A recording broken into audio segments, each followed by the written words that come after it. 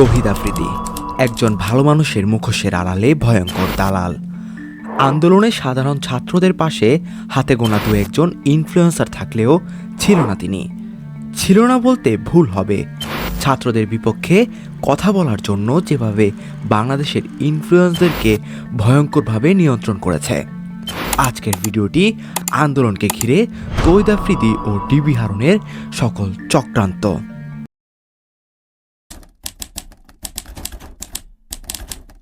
হ্যাঁ ভাই, কথা বললাম, ওরা বললো যে ভাই এটা হঠাৎ ডিবি হারুনের সেই ভাইরাল উলঙ্গ ভিডিও ডিলিটের জন্য তৌহিদ আফ্রিদি যেন উঠে পড়ে লেগেছিল।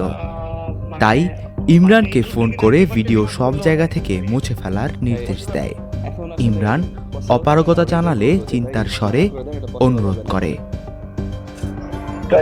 জি ভাই, ড্রাইভে যাচ্ছে না?